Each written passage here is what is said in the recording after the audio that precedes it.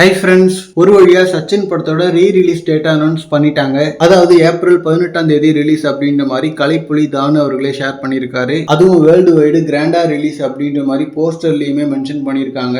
And Ajith அவர்களோட good bad ugly April 10ஆம் தேதி வருது.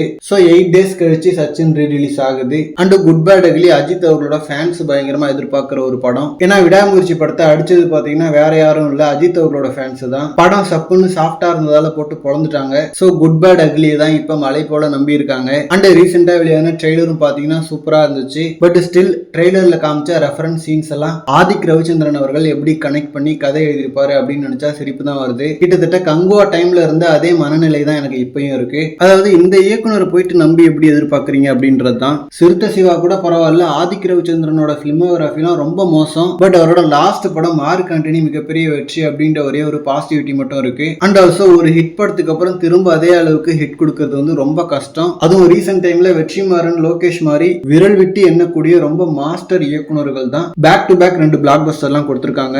சோ அந்த வகையில லிஸ்ட் எடுத்தாலும் ஆதிக் ரவிச்சந்திரன் பேரு வராது. சோ என்னோட கெஸ்ஸிங் ஏப்ரல்ல செம்ம அடி வாங்க போறாங்கன்னு தான் தோணுது. பட் சேம் டைம் இதுதான் நடக்கும் அப்படின்ற மாதிரிலாம் சினிமாவில் யாராலையும் கணிக்க முடியாது. பட் ஒரு விஷயம் மட்டும் கன்ஃபார்ம், குட் பேட் அக்லி ஒரு நல்ல படமா இருக்கிறதுக்கான வாய்ப்புகள்லாம் துளி கூட இல்ல. பட் புஷ்பா மாதிரி ஒரு வெற்றி படமா அமையறதுக்கான சான்சஸ் இருக்கு. ஏன்னா கோட் மாதிரி ஓரளவுக்கு தியேட்டர் மூமெண்ட்ஸ் வச்சு மேனேஜ் பண்ணா கண்டிப்பா குட் பேட் அக்லி ஒரு வெற்றி படமா அமையும். கிட்டத்தட்ட மார்க் ஆண்டனியுமே அந்த ஒரு கேட்டகரி தான். சோ அந்த ஒரு பாக்ஸ் டிக் ஆகி படம் ஹிட் ஆகிறதுக்கு மட்டும் ஒரு வாய்ப்பு இருக்கு. அண்ட் படம் ரிலீஸ் ஆகி ஒரு 8 நாள்ல சச்சின் படம் வர வர்றதால கண்டென்ட் ஒர்க் ஆகலன்னா சச்சின் படத்தை எடுக்க ஆரம்பிச்சிருவாங்க நிறைய தியேட்டர்ஸ்ல. பட் சேம் டைம் ஒரு படம் தோல்வி அடையணும்னு சொல்லிட்டு யாருமே விஷ் பண்ண போறது இல்ல. ஏன்னா ஒரு படத்துக்காக 100ல இருந்து ஒரு 500 பேர் வரைக்கும் உழைக்கிறாங்க. அண்ட் அதுல அவ்வளவு பணம் வேற போட்டிருக்காங்க. சோ அதனால என்னதான் நம்பிக்கை இல்லைன்னா கூட குட் பேட் அக்லி ஒரு வெற்றி படமா அமையட்டும்னு சொல்லிட்டு விஷ் பண்ணிக்கலாம். ஏன்னா ஒரு படம் நல்லா இருந்துச்சுன்னா நடிகர்களை தாண்டி அதை எல்லாரும் தான் ரசிக்க போறோம். சோ குட் பேட் அக்லி வெற்றி அடையிட்டும். அதுக்கப்புறம் நம்ம சச்சின் படத்தையும் செலிப்ரேட் பண்ணலாம். அதுவும் இந்த வருஷம் தளபதிக்கு படமே இல்ல.